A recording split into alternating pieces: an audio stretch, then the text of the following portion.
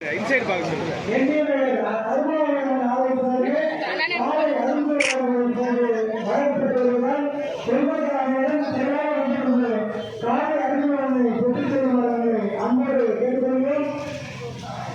மக்கள் முதல்வரின் மனிதநேய விழா மக்கள்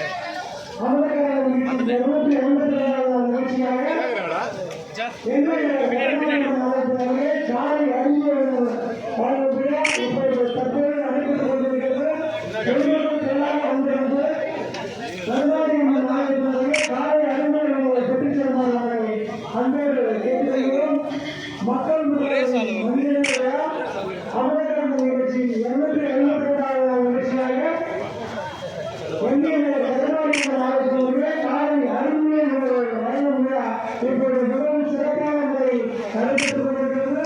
பொதுமக்கள் அனைவரும் பொதுவாக வந்திருக்கிறது. காலை அறிமுக மாற்றங்களை அன்போடு கேட்கிறோம். மக்கள் முதல்வரின் மனிதநேய விழா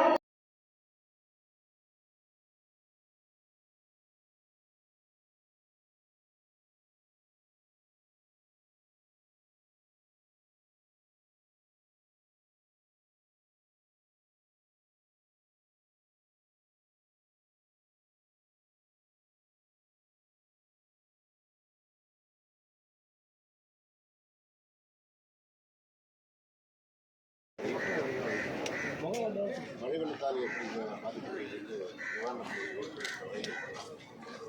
அதில் ஒரு பணியாக பெரம்பூர் அரசு போக்குவரத்து பணிமனை குறிப்பாக மழைநீர் வடிகால் வாய்க்கால் அமைப்பதற்கான பணிகள் குறித்து மாண்புமிகு இந்துசபை அலுவலக அமைச்சர் அண்ணன் செயற்படுவர் தலைமையிலே ஆய்வு செய்யப்பட்டது. அதேபோல் பணிமனையிலே பயன்பாட்டிற்கு இல்லாத விரைவில் அப்புறப்படுத்துவதற்கான அறிவுரை வழங்கப்பட்டிருக்கிறது. அதேபோல் பணிமனையிலே தேவைக்கு அதிகமாக இருந்தால் அது குறித்து ஆய்வு செய்து மாண்புமிகு முதலமைச்சர் அவர்கள் அறிவுரைப்படி பொதுமக்கள் பயன்பாட்டிற்கு கொண்டு வருவதற்காகத்தான் இன்றைக்கு இந்த ஒரு கூட்டு ஆய்வு நடைபெற்றிருக்கிறது.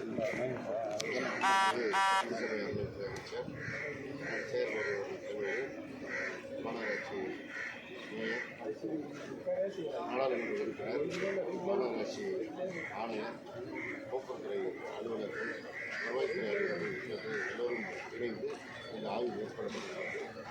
இந்த ஆய்வின் பிறகு அடுத்த முடிவை முதலமைச்சருடைய அறிவுரை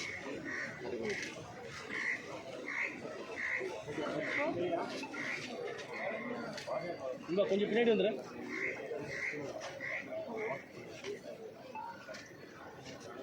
இருக்கிறத அவங்க தான் இன்றைக்கி கொண்டு வந்து அதை ஒத்துக்கக்கூடிய செயற்பாட்டை செய்திருக்கிறார்கள் என்பது நாடே அறியும். எனவே அதை அவர்களுக்கு ஆதரிக்க தான் செய்வாங்க. அதனுடைய தீமைகளுக்கு கூறி நாம் நான்கு முதலமைச்சர்கள் தமிழ்நாட்டு மக்களுக்கு விளங்க வைக்கிறார்கள் என்பது அவர்களுக்கு மின்சார பேருந்துகளை தனியார் மயமாக்குறது நஷ்டத்தை ஏற்படுத்தும் அவருக்கு முன்னாடி தெளிவாக மின்சார பேருந்து என்பது அதிக செலவு. அதை தமிழ்நாடு அரசு கொள்முதல் செய்து அதற்கு பெரும் செலவு செய்து முதலீடு செய்ய வேண்டிய சூழல் அதை தவிர்க்க வேண்டும் கொடுக்கிறோம். இன்னொரு புறம் அப்படிப்பட்ட பேருந்துகளை இயக்குவதற்கான பராமரிக்கின்ற பணியாளர்கள் நம்மிடத்தில் இருக்கிற டீசல் மெக்கானிக்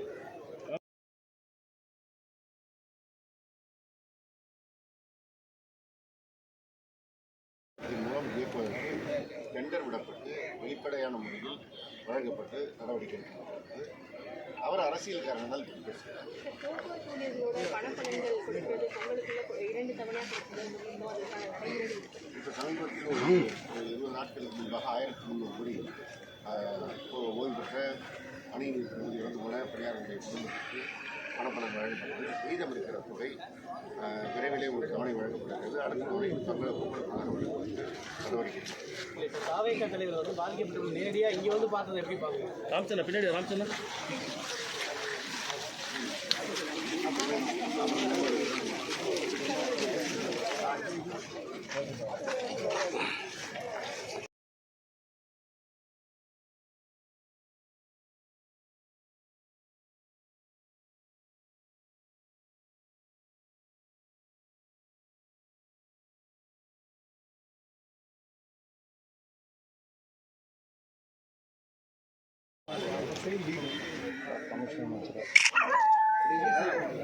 என்னவா இது இருந்தது க்ளோஸ் ஆகி எவ்வளோ நாள் ஆகுது?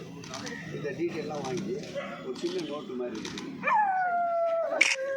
1 ஏக்கர் மேலே இருக்குன்னு நினைக்கிறேன். ஏன்னா அந்த சைடு பிஸ்னஸ்லாம் நிறைய தெரியும். இது கொடுக்கறதுக்கு என்ன பண்ண போகிறாங்க சொல்லுங்க. ஒன்றும் பண்ண முடியாது.